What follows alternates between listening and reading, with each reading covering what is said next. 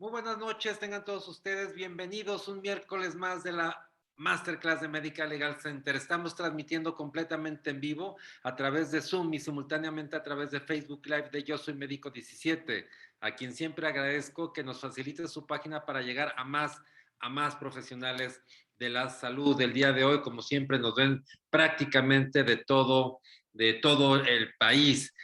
Si usted es jefe de enseñanza de un hospital público o privado y requiere una de las pláticas de Medical Legal Center o es miembro de un colegio médico que requiere también de una de nuestras pláticas, no tiene más que solicitarlo a nuestro correo atención.mlc@gmail.com y con mucho gusto la agendamos. Solamente envía un correo solicitando, diga, quiero una plática para mi colegio médico de tal especialidad para tal día, tal hora, y con mucho gusto la agendamos, ya sea virtual o presencial, sin ningún costo en tiempo de pandemia. Es una de nuestras muchas aportaciones que hacemos a la comunidad médica.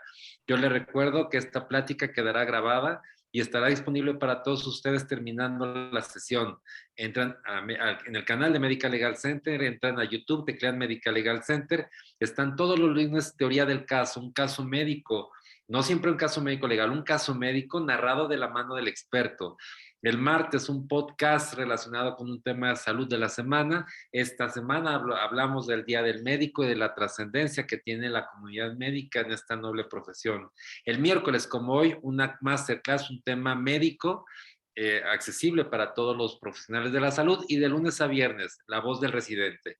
El lunes de anestesiología y de otorrinolaringología, el martes de pediatría y ginecobstetricia, el miércoles medicina interna y urgencias, el jueves oftalmología y otorrinolaringología y ortopedia y traumatología, y el viernes exclusivamente de cirugía general. Este programa especialmente para residentes, para generar comunidad médica entre médicos residentes. También les recuerdo, antes de presentar a nuestro invitado, que nos ayuden a formular sus preguntas solamente por el icono de preguntas y respuestas, toda vez que me encontré muy buenas preguntas, pero formuladas en el capítulo, en el área de chat, y no siempre las formulamos. Entonces es importante que se formulen de manera adecuada. Para mí es un gusto, un privilegio poderles presentar a nuestro invitado del día de hoy. Él es el doctor Daniel Eberto Rivera Paredes. Él es médico cirujano egresado de la Universidad Autónoma de Guadalajara, especialista en ginecología y obstetricia del Instituto Nacional de Perinatología en la Ciudad de México. Cuenta con una maestría en climaterio y menopausia por la Universidad Menéndez Pelayo en Madrid, España. Tiene investigación clínica en el Centro de Salud Integral de la Mujer, Climaterio y Menopausia. Ejerce en la práctica privada, es jefe de servicio de la Clínica de Climaterio y Menopausia del ISTESON y es expresidente de la Asociación Sonorense para el Estudio de Climaterio y Menopausia. Es miembro de NAMS, AMEC y AMOM. Y él, un gran tema, menopausia, más allá, mucha gente ya me ha hablado para verla, que va a estar conectado para verla, menopausia más allá de los bochornos, síndrome metabólico. Doctor Daniel Eberto, bienvenido, muy buenas noches, gracias por aceptar. Muchas gracias, licenciado, estamos a la orden. Doctor, y además yo quiero precisar que el doctor Daniel, como todos nuestros profesores, lo hacen de una manera completamente altruista, con la única finalidad de aportar a la comunidad médica en tiempos de pandemia. Eso tiene un valor todavía mayor. Doctor Eberto, pues lo dejo con el mejor público, que son los profesionales de la salud, y usted y yo nos vemos en la sesión de preguntas y respuestas. Claro, sí, bueno. Vamos a compartir pantalla, por favor.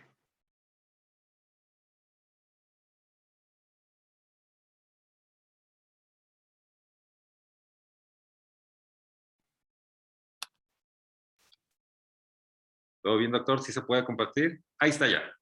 Sí, ahí estoy. Ya la vemos, de acuerdo. Muy bien, pues muy buenas noches. Muchas gracias, licenciado, por la presentación. Gracias a Medical Legal Center por la invitación a participar en este tipo de pláticas, que me parece genial que podamos comunicarnos a través de esta vía. Y bueno, esta es la presentación que ya ha realizado el licenciado. Mis conflictos de intereses se presentan aquí. Quiero decir que para esta plática no tengo ningún conflicto de interés. Y bueno, hemos preparado esta plática en base a una agenda muy corta, muy tratando de hacerlo, como bien decía el licenciado, de una manera que sea comprensible para todos. Sé que hay de diferentes especialidades conectados ahora. Entonces, lo hemos preparado en estos 4 puntos. Vamos a hablar un poco de conceptualización y epidemiología. Hablaremos de los componentes del síndrome metabólico y luego hablaremos de los efectos del hipoestrogenismo en el síndrome metabólico en la paciente menopáusica, y algunas conclusiones que yo voy a presentar y que me encantaría que pudiéramos llegar a varias conclusiones entre todos, ¿no? Entrando en lo que es la conceptualización, creo que todos estamos familiarizados con los términos. Menopausia significa el cese de la función ovárica, pasar de la etapa reproductiva a la etapa no reproductiva, con una última menstruación de más de un año de evolución. Y menarca, pues como sabemos, es la primera menstruación que se va a presentar en nuestras mujeres. La edad que estamos marcando aquí, de 48 a 53 años, es una edad. Nos tocó participar en una investigación por parte de AMEC, donde sacamos el perfil el perfil de la paciente menopáusica en México, ¿no? Y estas fueron las edades en las que nos encontramos en términos generales. Fue un estudio muy grande en toda la República, entre los 48 y los 53 años de edad. Esta lámina me gusta mucho porque nos ubica en esta etapa reproductiva de la mujer. Nos ubica, es una lámina la lámina de Strauss, seguramente ya muchos de ustedes la conocen. Fue un estudio, fueron unos talleres más bien hechos por la American Society de Reproducción, la medicina de la reproducción, y ubica a la menopausia en un punto cero como etapa, en donde menos es hacia la parte reproductiva, la etapa de transición, y la etapa de posmenopausia en dos etapas, que es la inicial, la parte tardía. Y esta lámina, lo que pretendo aquí es ubicar exactamente en qué etapa de la etapa reproductiva de la mujer se encuentra la menopausia.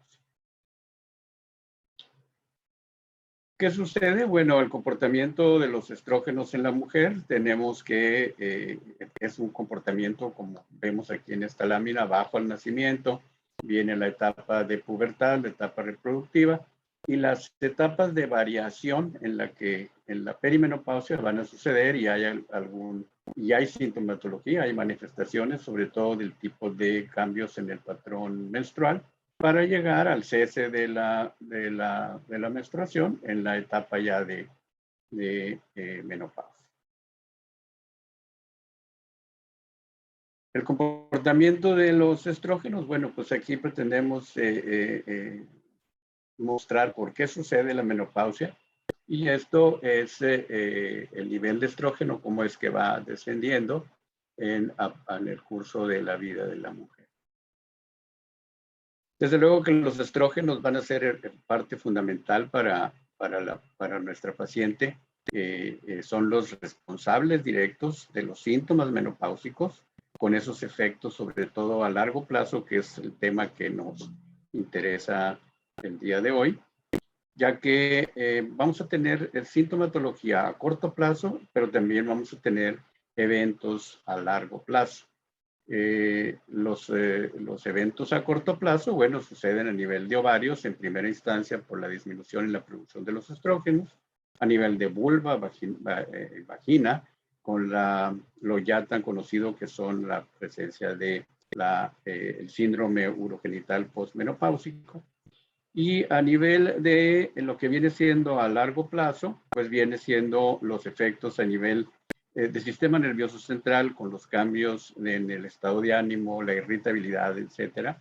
Pero también los cambios desde el punto de vista cardiovascular y desde el punto de vista también a nivel de hueso. Todos estos efectos, todas estas situaciones son dadas por el hipoestrogenismo o la disminución de la actividad de la producción de estrógenos por el ovario.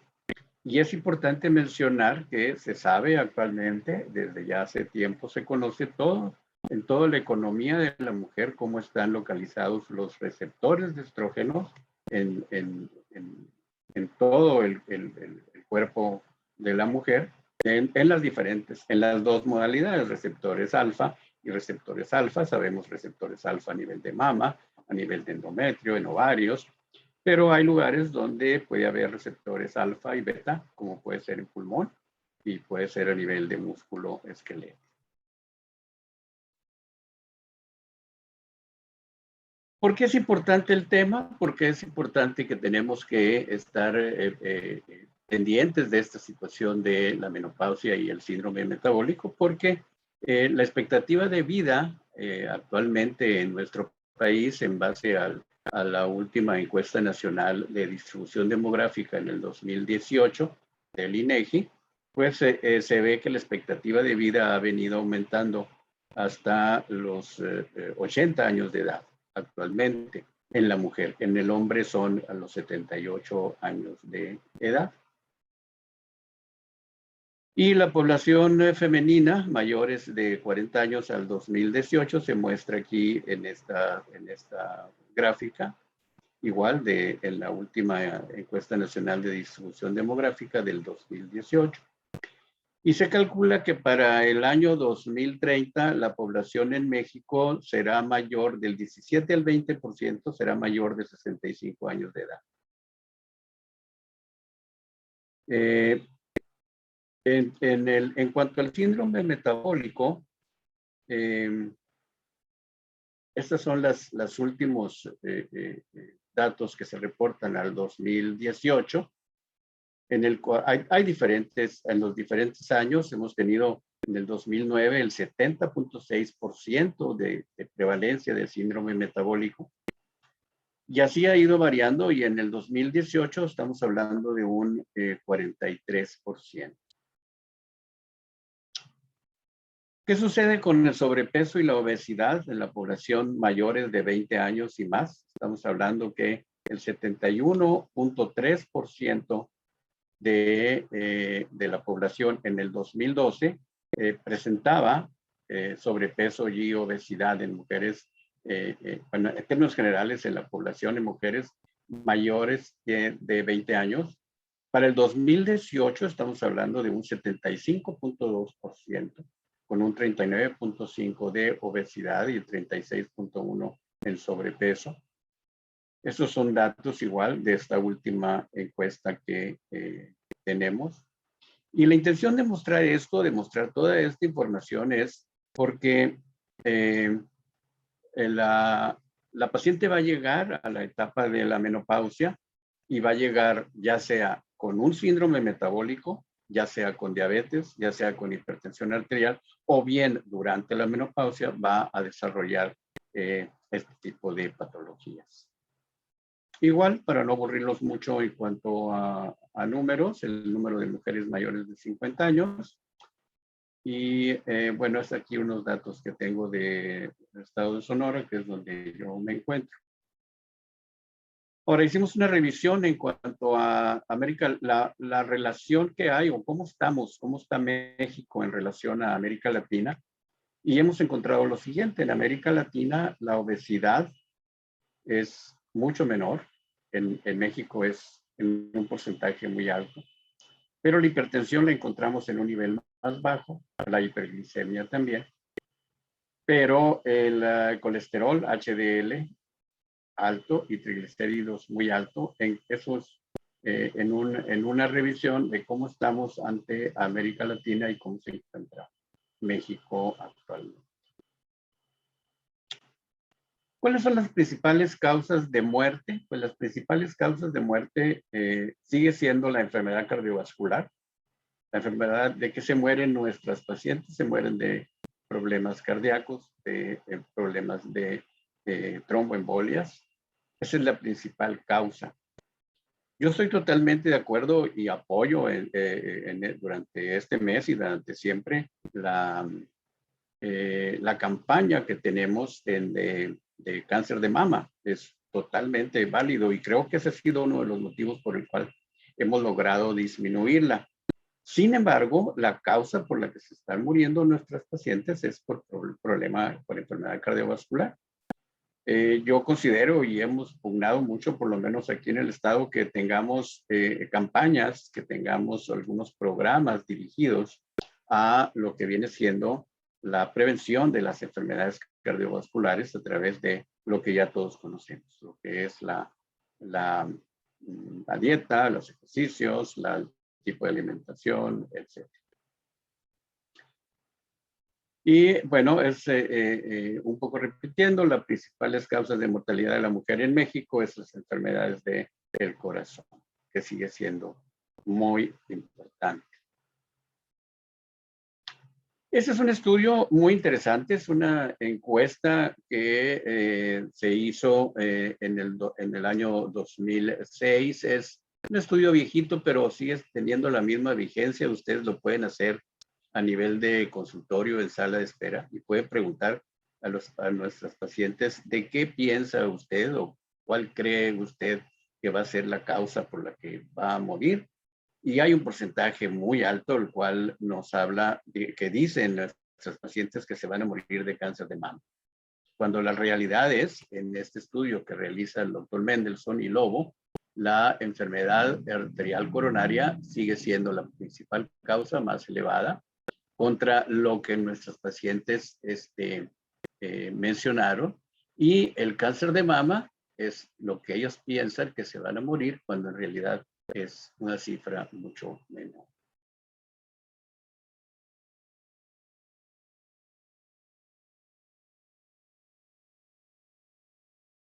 Los componentes del síndrome metabólico, que el síndrome metabólico no es nuevo, es un síndrome, desde 1988 se le llamó el síndrome X, que mencionaba ya los cambios, el problema de dislipidemia y la obesidad. Y ha tenido varios nombres, la cuarteta mortal y demás, hasta que hoy en la actualidad se le conoce como el síndrome metabólico, que está compuesto por lo que todos conocemos, la obesidad, la alteración del metabolismo de la glucosa, las dislipidemias y la hipertensión arterial. Todo esto avalado por la National Cholesterol Education Programs en los adultos, la International Diabetes Federation desde el 2005. La Asociación Americana de Endocrinólogos agrega aspectos muy importantes en el síndrome metabólico, como es la insulinoresistencia o la intolerancia a la glucosa, que ahorita más adelante vamos a ver cómo se afecta por el hipoestrogenismo. Los ovarios poliquísticos, que también es un tema muy importante, la disfunción endotelial, la microalbuminuria, la tendencia procoagulante en el síndrome metabólico y los procesos inflamatorios. Los componentes del síndrome metabólico, es decir, obesidad, alteración de la glucosa, dislipidemia, hipertensión arterial, vamos a ver cómo es que estos son afectados, todos estos puntos, en el hipoestrogenismo. Los criterios diagnósticos, pues ya los conocemos todos, no los vamos a repetir ahora, es los componentes, los criterios diagnósticos de la glicemia, HDL, triglicéridos, tensión arterial, todos estos avalados por la Asociación Americana de Endocrinólogos Clínicos, la Federación Internacional de Diabetes y el Programa de Educación para el Colesterol. La clasificación de la Organización Mundial de la Salud hace una clasificación en cuanto a los grados de obesidad o de sobrepeso basados en el índice de masa corporal. Y es importante y a veces es poco relevante en nuestra consulta de tomar en cuenta para las mediciones y para determinar en nuestro historial clínico en qué grado está nuestra paciente. Si está dentro de un sobrepeso, si está en una obesidad mórbida, que bueno, tenemos ya otras herramientas, ¿no?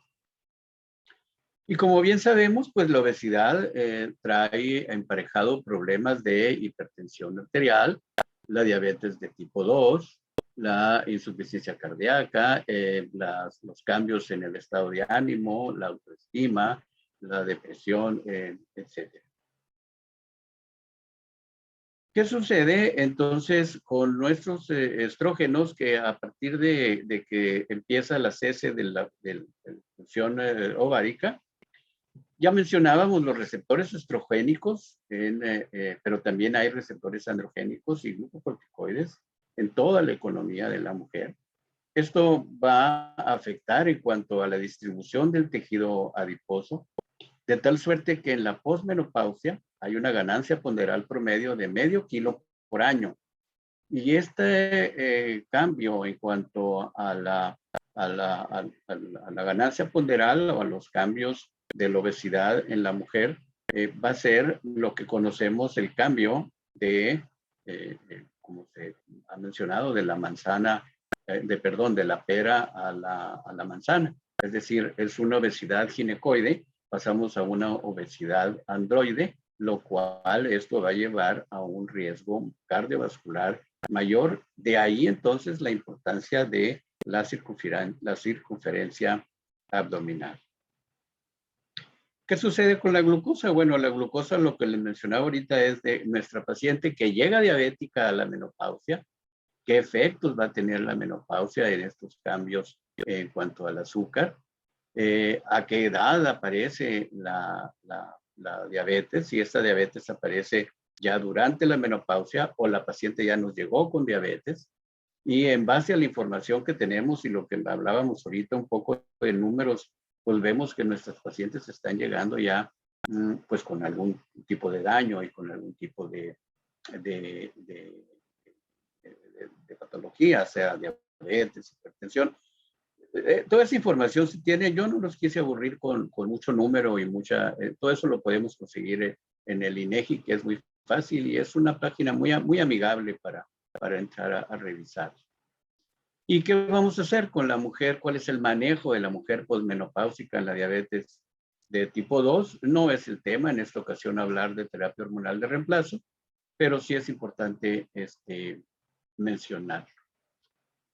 La alteración del metabolismo de la glucosa, hay varios estudios. Yo he marcado aquí el estudio SWAN, que es un estudio que nos habla que el 47% de la mujer al momento de disminuir los estrógenos, el 47% tendrá un mayor riesgo de desarrollar diabetes mellitus durante la menopausia. En el estudio europeo, el EPIC, la menopausia antes de los 40 años de edad aumenta el riesgo de la densidad, de la diabetes mellitus del 32%. La menopausia antes de los 40 años, bueno, pues ahora lo que se conoce falla ovárica prematura, lo que antes se llamaba menopausia prematura, pero como era una terminología peyorativa, eso se cambió. Y el estudio WHI, que hasta la fecha nos sigue dando mucha información, se siguen estudiando muchos aspectos de este estudio.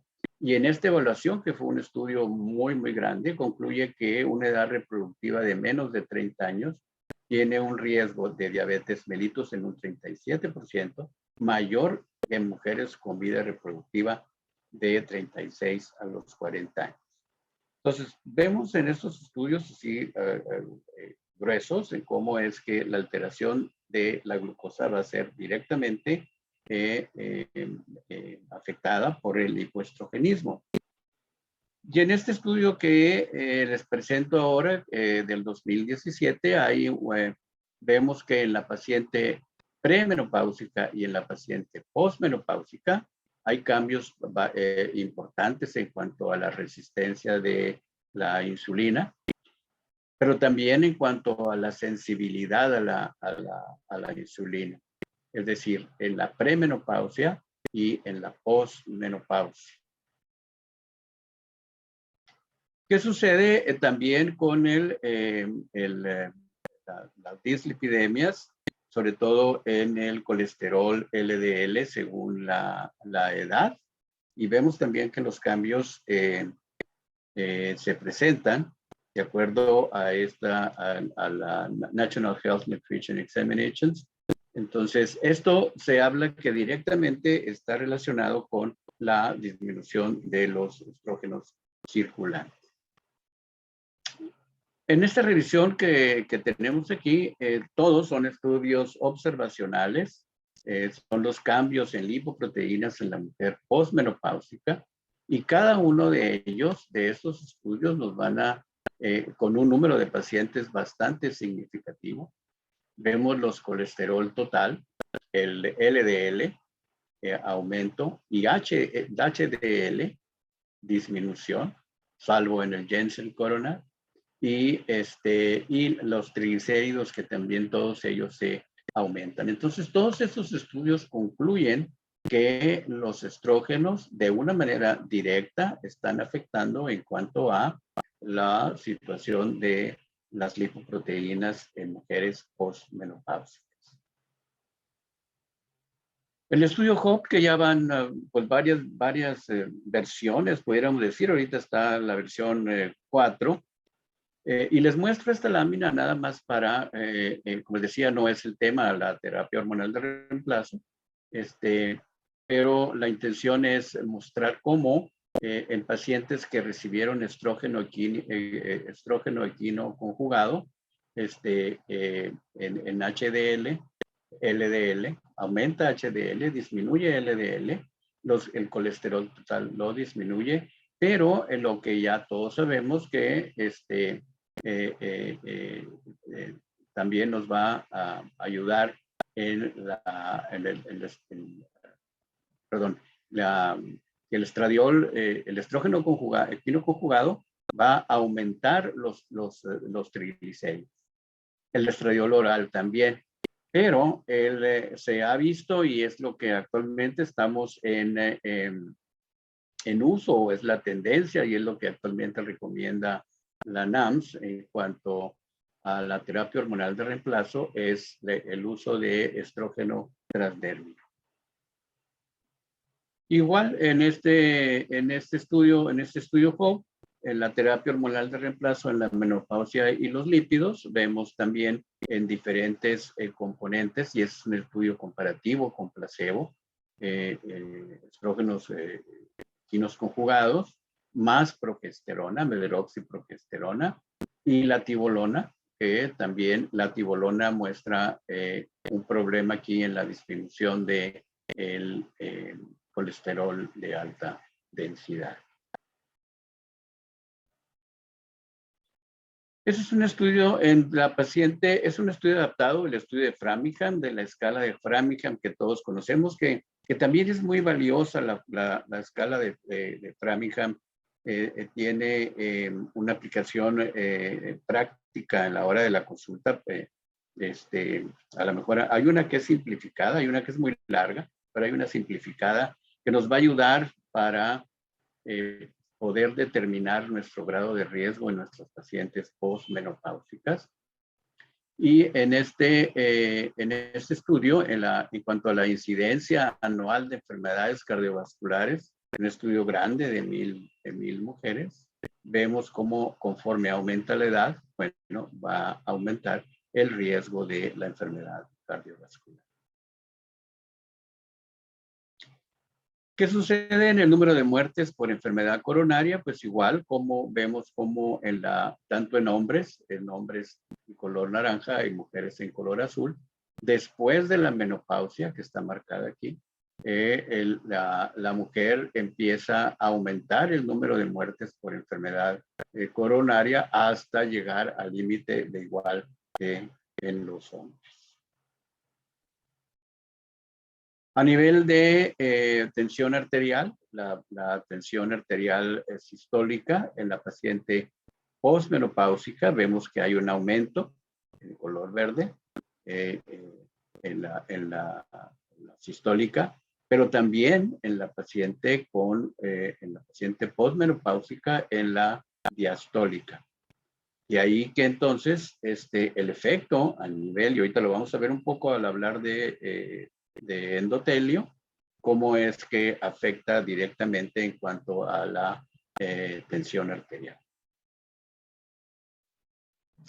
Entonces, la prevalencia de la hipertensión arterial en los adultos, de acuerdo a la edad, en hombres, en un comparativo entre hombres y mujeres, vemos que a partir de los 55 años de edad, a partir de los 50 años de edad, se empieza a tener una hipertensión arterial muy semejante entre hombres y mujeres para llegar a una, a ser la paciente mujer postmenopáusica con mayor problema de hipertensión. Ese estudio me pareció muy interesante presentárselos porque quienes nos dedicamos a la menopausia de lleno, pues batallamos y luchamos cada vez más porque nuestros residentes y nuestros médicos jóvenes traten o conserven los ovarios debido a que cuando yo hice mi residencia era quítalo porque el riesgo, por el riesgo de cáncer. Inclusive yo recuerdo un estudio por ahí que apareció en donde decían el ovario derecho es más frecuente que tenga cáncer, entonces quita el ovario derecho, ¿no? Y en este estudio me pareció importante presentárselos porque es un estudio donde cómo es que aparece la hipertensión arterial en pacientes en quienes después de haber sido sometidas a una oferectomía, todas las pacientes de este estudio sin ningún riesgo cardiovascular o sin ningún tipo de enfermedad cardíaca mostraron un aumento en la presión arterial. Y esto se empieza a ver pues casi de inmediato, digo, pasadas 5 semanas, 8 semanas, se empiezan a demostrar los aumentos en la tensión arterial. Entonces es tratar de conservar los ovarios. Si el ovario no tiene ninguna lesión y si tenemos una paciente en buenas condiciones, saludable y demás, no existe la sospecha y demás, pues la sugerencia es siempre dejar los ovarios para evitar los tipos de situaciones por hipoestrógenos.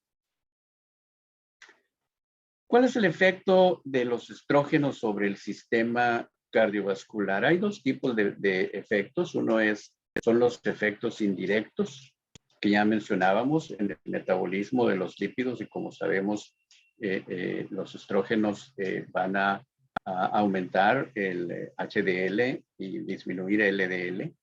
Y el metabolismo de los estrógenos a nivel de insulina en cuanto a resistencia y sensibilidad de la insulina. Pero están también los efectos directos de los estrógenos a nivel de células endoteliales, a nivel de células de músculo liso vascular, y también los efectos directos en cuanto a plaquetas y la regulación del tono vascular. Entonces, estos son los efectos de los estrógenos sobre el sistema vascular. Y no podemos dejar de pasar a hablar del endotelio. El endotelio, que es la capa íntima de todo el sistema vascular en nuestro organismo. Eso valió un premio Nobel para estas personas, Ferit Murad y Luis Naro, el doctor Furgot, en donde se determinó que es un órgano multifuncional, secretor de óxido nítrico, y que va a provocar efectos en la vasodilatación, que es el óxido nítrico, un antiagregante plaquetario, ayuda en la angiogénesis y ayuda en el control de la presión arterial. Por lo tanto, es importantísimo en cuanto a la fisiología vascular para poder tener la homeostasis en cuanto a esa tensión arterial. Y el óxido nítrico hay un factor de relajación endotelial, pero también hay un factor de contracción endotelial, derivados también del endotelio. Y factor de relajación endotelial va a estar afectado a nivel de músculo liso en factores hiperpolarizantes del intercambio de potasio. Y en los factores de contracción, como son las prostaglandinas y el tromboxano. Es decir, entonces, que estamos hablando que habrá una función de vasodilatación vascular, pero también tendrá una función de contracción vascular y agregación plaquetaria. Y esto se sabe porque, ahora, ¿en dónde es que intervienen nuestros estrógenos, nuestros amigos, los estrógenos? Bueno, los estrógenos, al tener una disminución de nuestros estrógenos, tendremos un aumento del tono simpático, por lo tanto habrá una vasoconstricción, aumento en la actividad del sistema renina-angiotensina, pero también un aumento en la resistencia de insulina, que ya lo platicábamos, aumento de peso y de la composición corporal, a través de los efectos directos de los estrógenos sobre el sistema vascular. Es decir, los efectos de los estrógenos serán no genómicos o efectos rápidos, mediante la modulación de la función endotelial que ya mencionábamos en la lámina anterior y del tono vascular, a través de prolongar la vida del óxido nítrico, y ya mencionábamos también en la lámina anterior cuál es la función del óxido nítrico y qué es lo que hace, a través de la aromatización del estradiol y con la presencia de dilatación vascular. Esos son los efectos no genómicos. Los efectos genómicos o a largo plazo van a ser mediados por los receptores estrogénicos, que también lo mencionamos, y que participan directamente en la función endotelial a través de los receptores alfa, con una activa producción de óxido nítrico, y los receptores beta con un efecto antiaterogénico o antiproliferativo. Disminuye el daño vascular y aumenta el crecimiento de las células endoteliales. Entonces, la protección del endotelio va ligado de la manera en que nuestros lipoproteínas estén en niveles altos y la formación de ateromas. Y esto en forma directa, que nos está afectando en el endotelio, nos afecta en forma directa en cuanto a la dilatación vascular o a la hipertensión arterial. De una manera práctica, les quise presentar esta lámina de cómo evaluamos la función endotelial, que luego, bueno, a ver, ¿qué hacemos, no? Y esto es interesante y es bueno para que ustedes se lo lleven de información. Y a nivel de laboratorio, pues lo que tan de moda se puso ahora con el famoso COVID, en cuanto a la proteína C reactiva, al dímero D, la dimerofibrina, el fibrinógeno, la homocisteína y la microalbuminuria en orina de 24 horas. Obviamente el perfil de lípidos es una manera indirecta de conocer de cómo, por lo que ya mencionábamos, cómo se afecta o cómo se puede afectar nuestro endotelio por la formación de placas de ateromas. Y en imagenología, pues está el ecodoppler vascular, el ultrasonido intravascular y la velocidad de onda de pulso, que ya estos en imagenología, pues ya es más especializado y obviamente con mayor costo para nuestros pacientes.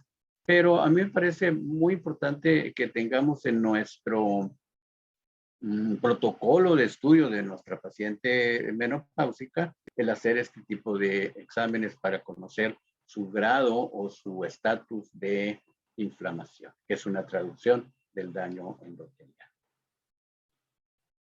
No quiero pasar por alto de mencionar lo que son los ovarios poliquísticos y menopausia, que es un tema aparte. Este tema sería un tema para otra plática o para un día entero, para el estudio de los ovarios poliquísticos y menopausia.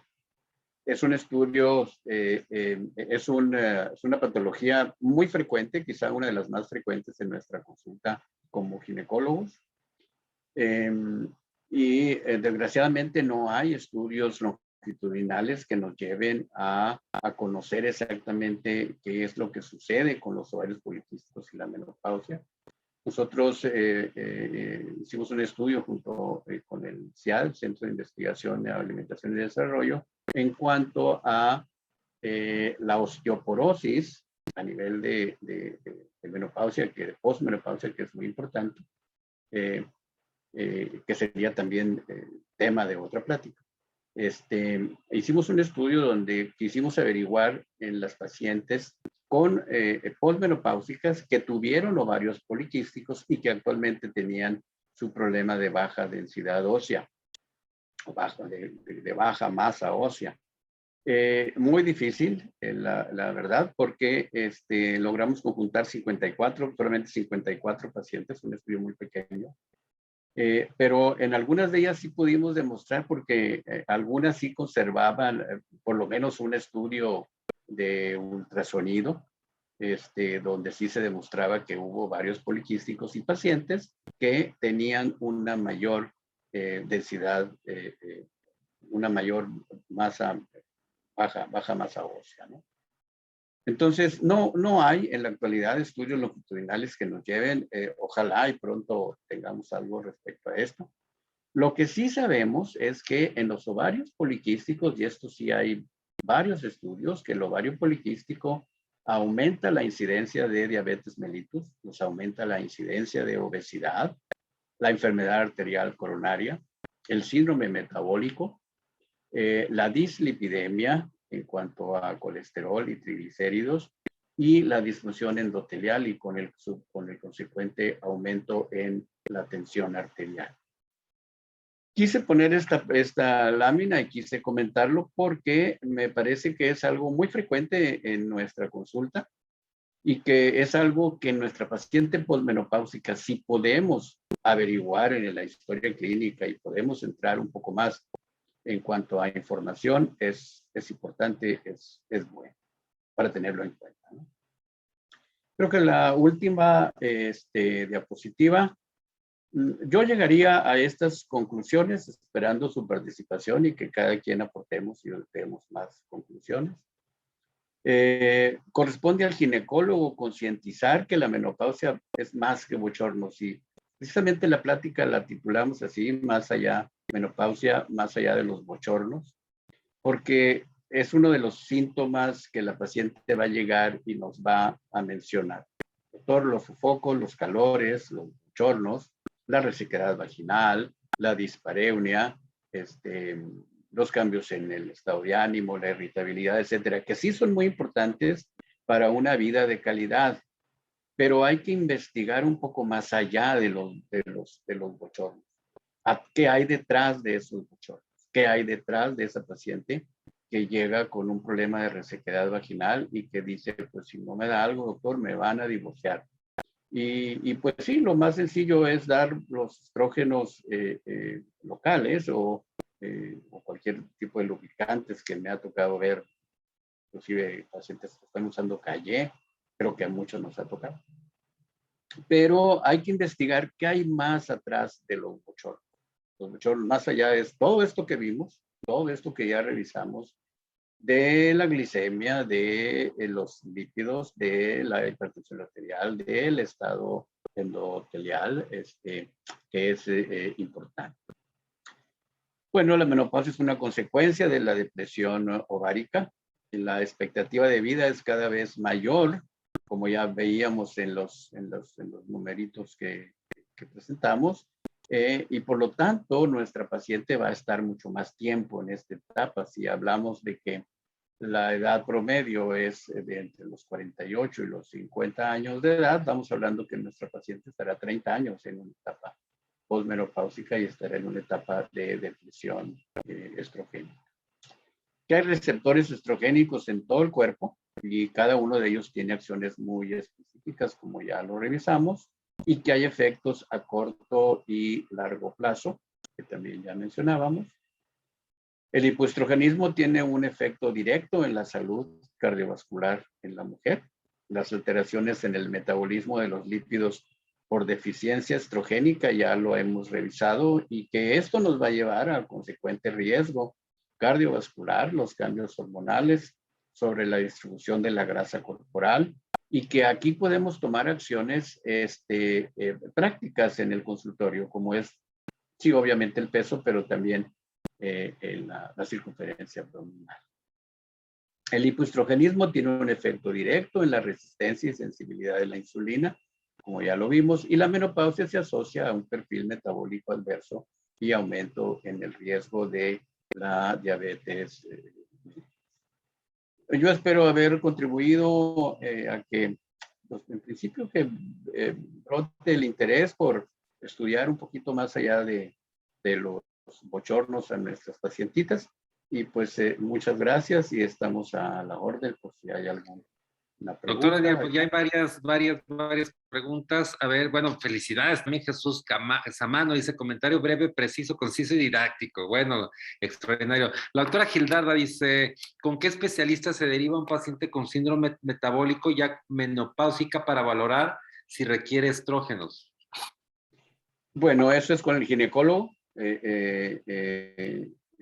Obviamente, si es un ginecólogo que esté más enfocado en la cuestión de menopausia o en mi caso de tener una maestría y estar dedicado en un centro precisamente en esto, pues es una valoración integral, ¿no? Debemos de tener muy consciente que es una valoración integral.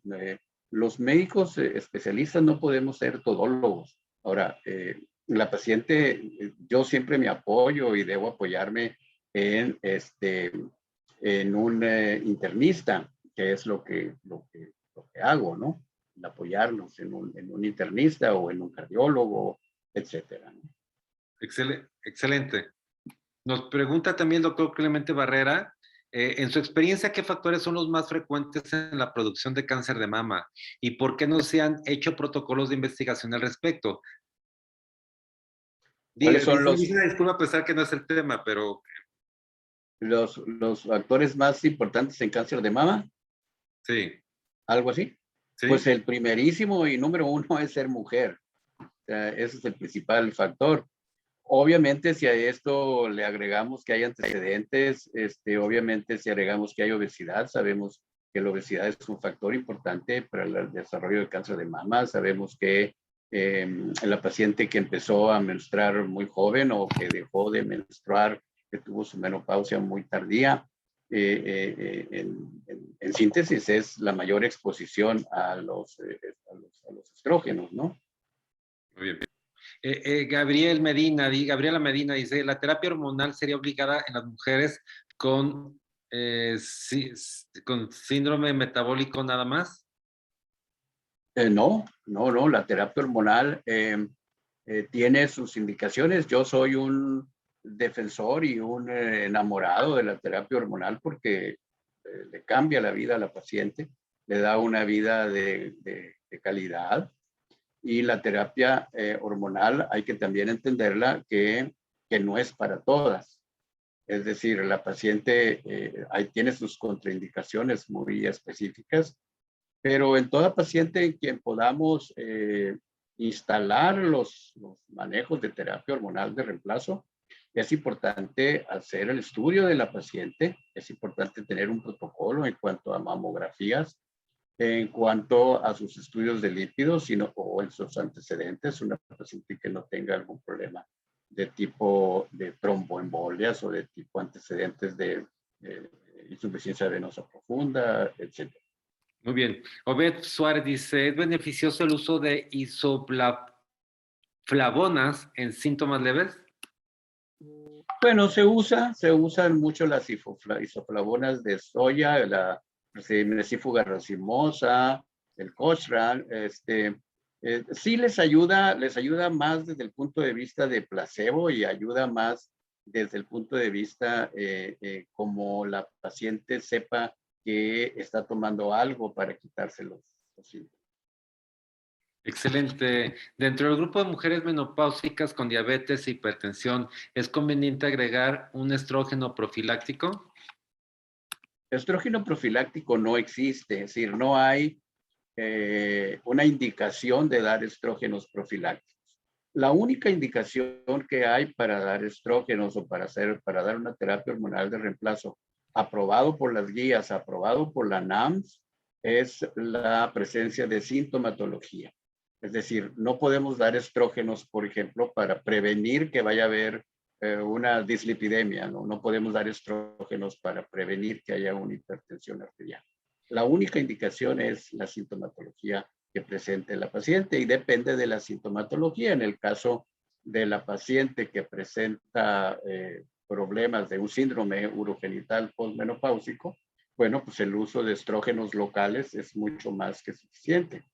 Y tener mucho cuidado en la paciente que tiene útero, porque si vamos a dar estrógenos, en esta paciente hay que dar la contraparte, que es la progesterona.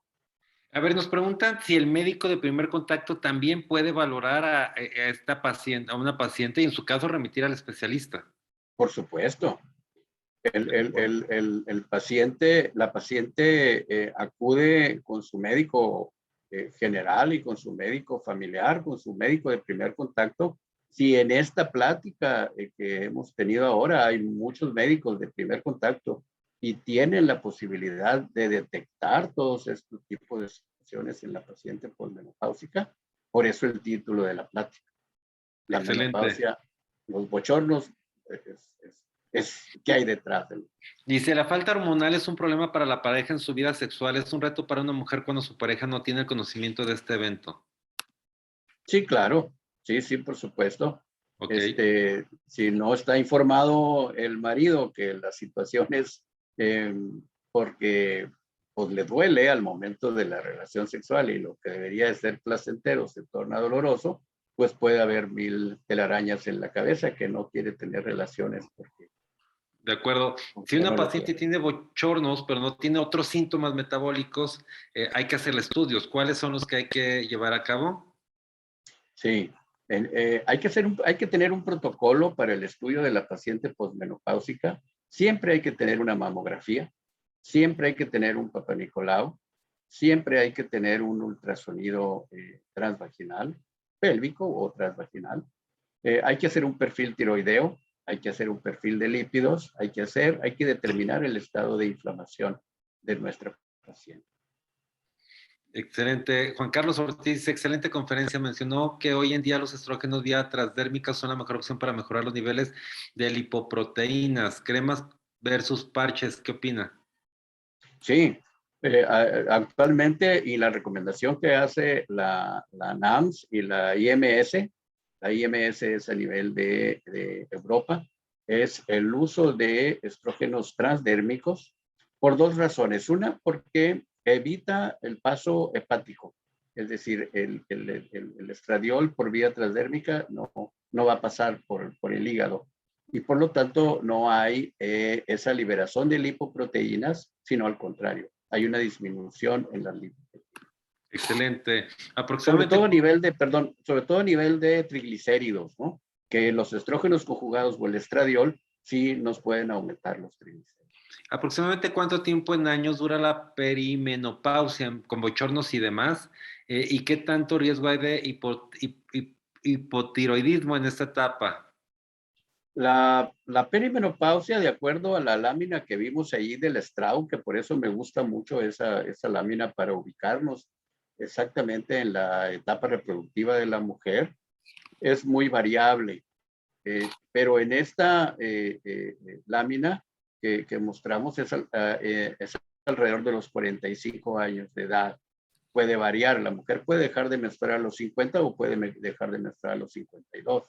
Entonces es variable. Ok, ¿cuánto tiempo ¿Y se lo del recomienda? hipotiroidismo qué era? Ay, doctor, ya la borra, ya borramos Bueno, ok, ok, a ver está si bien, la está bien. doctora nos lo vuelve a solicitar. Ok. ¿Cuánto tiempo se recomienda el reemplazo hormonal en la menopausia? Bueno, actualmente la NAMS y actualmente la Asociación de Endocrinólogos Clínicos recomiendan no más de 10 años. No se recomienda en pacientes mayores de 60 años. Sin embargo, yo tengo pacientes que siguen tomando su terapia hormonal de reemplazo y cuando llegan a la consulta, lo primero que me dicen, doctor, no me vaya a quitar las hormonas, por favor. Entonces, va a depender, yo creo que de muchos factores. Si yo tengo una paciente bien controlada con mamografías, con estudios de lípidos, sin antecedentes, por supuesto, se tiende ahorita más a individualizar cada caso Caso, sí va a y ser. esta rigidez de los 10 años ha ido poniéndose laxa. Excelente. ¿Qué se recomienda para las que no tuvieron ningún síntoma de la menopausia? Nada. Es decir, si no hay síntomas, no hay necesidad de dar ninguna terapia hormonal de reemplazo. ¿Patologías Si hay en síntomas, sí se da. patologías en que está contraindicado el uso de estrógenos? Patologías, bueno, está contraindicado en la paciente con un problema de cardiopatía directa, franca. Está contraindicado en pacientes con tromboembolias o insuficiencia venosa profunda. Está contraindicado en el lupus, paciente con lupus, no por el riesgo de trombosis. Son contraindicaciones pacientes con enfermedad cardiovascular, paciente con enfermedad tromboembólica o accidentes cerebrovasculares, está ahí contraindicado definitivamente. Excelente. ¿Y qué pasa con pacientes que han tenido cáncer de mama? La paciente que ha tenido cáncer de mama, ¿Qué tipo de terapia recomiendan en pacientes menopáusicas, sintomáticas con factores de riesgo por cáncer de mama? bueno, en la paciente con cáncer de mama está contraindicado el uso de la terapia hormonal de reemplazo. Mientras tanto, no tengamos una definición o una situación clara. Igual en la paciente con cáncer de endometrio está contraindicado el uso de... Ok, doctora, voy a ser muy rápido porque hay más preguntas. Sí, Dice, ¿una mujer posmenopáusica es necesario el aporte de estrógeno? paciente posmenopáusica con sintomatología, sí. ¿Una mujer posmenopáusica con actividad física sin dato de síndrome metabólico es necesario utilizar estrógenos? Si hay sintomatología, sí. ¿Cómo se maneja una mujer posmenopáusica sin ningún dato de síndrome metabólico? Si tiene sintomatología, otra vez, sí, si la paciente nos pide por la sintomatología que presenta, sí damos una terapia hormonal de reemplazo. Y la segunda, Como preventivo, usar bueno, terapia hormonal para prevenir el síndrome metabólico, eso no. ¿cómo decidir cuando una mujer menopáusica medita aporte estrogénico? Es también por síntomas, supongo. Sí, también. Tengo... estará la ponencia de Facebook, estará en YouTube. Entra en YouTube, teclea Medical Legal Center y está en unos momentos más. Tenemos más preguntas. Deje ver ya la última. Tenemos acá, dice, ay, es que tenemos varias todavía, doctora. A ver, las últimas. Dice, ¿en qué tipo de pacientes está contraindicada la terapia hormonal y por cuánto tiempo? Pues ya lo mencionábamos, ¿no? Las contraindicaciones. ¿Existe una frecuencia de casos de depresión en esta etapa? Sí, sí, sí. Hay muchos factores desde el punto de vista anímico. También hay muchos factores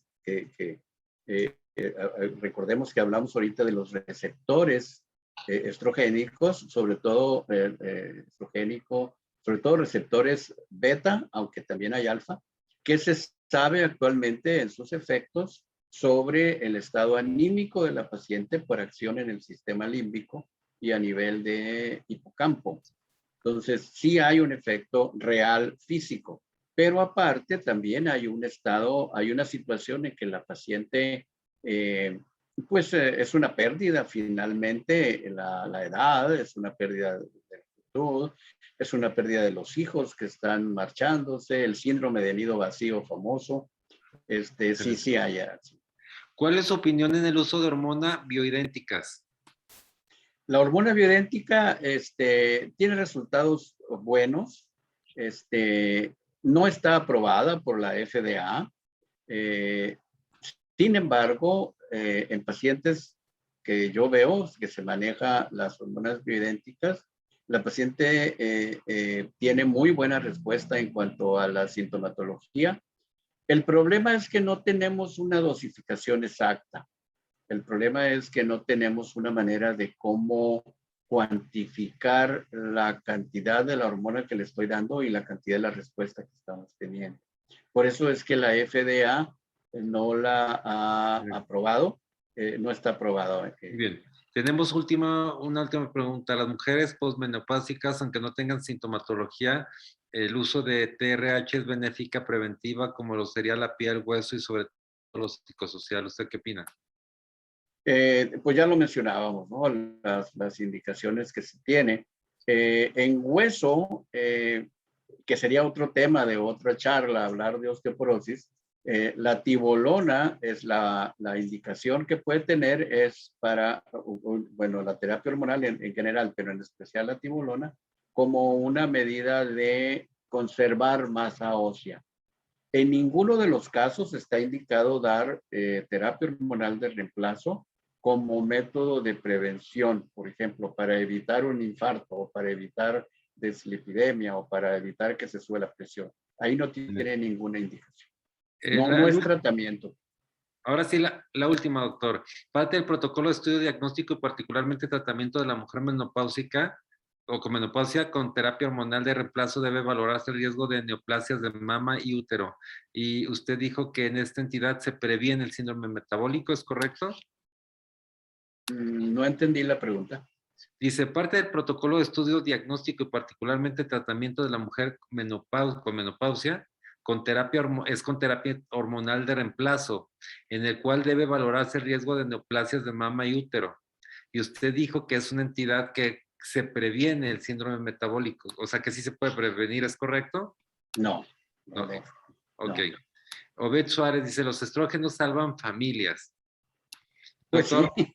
Sí, pues muchísimas gracias, muchísimas felicitaciones del doctor Miguel Ulloa, Susana Novelo, Beth Suárez, Perla, Jessica Bautista. Dice, lo cierto es que hay que aprender a aceptarse y adaptarse a los nuevos cambios en esta etapa de la menopausia. Gracias por la plática, Jenny Masri también. Cecilia Gallardo, Luis Fernando Barragán. No, muchísimas felicitaciones, doctor Daniel. Yo quiero agradecerles a usted y a todas las personas que se conectaron el día de hoy. No sin antes recordarles que esta plática quedó grabada y usted puede volverla a ver en el canal de YouTube de Medical Legal Center. Entra a YouTube, teclea Medical Legal Center y está la de todos los miércoles, que es la Masterclass. Y esta, si se perdió algo en lo que fue a servirse un vaso de agua, etcétera, está grabada y puede volver a verla y también contactar al doctor Daniel de manera directa, también con mucho gusto. Yo le recuerdo por último que si usted es miembro de un colegio médico o jefe de enseñanza de un hospital público o privado y requiere una de nuestras pláticas para capacitación al personal médico, no dude en contactarnos, solamente tiene que enviar un correo solicitándolo al correo atención.mlc@gmail.com, atención sin acento.mlc@gmail.com, y con mucho gusto la generamos para todos ustedes. Doctor Daniel, muchas gracias por su atención y lo vamos a invitar a más sesiones. Claro que sí. Muy agradecido. Con todo gusto. Les doy mi correo por si hay alguna duda y quieren anotarlo. Es dr.riveraparedes@gmail.com. Excelente, pues ya lo tienen y si no se lo perdieron, vuelva a ver en YouTube a la parte final y va a tener el correo del doctor. Doctor Daniel, muchísimas gracias por todo. Para servirles, a la orden.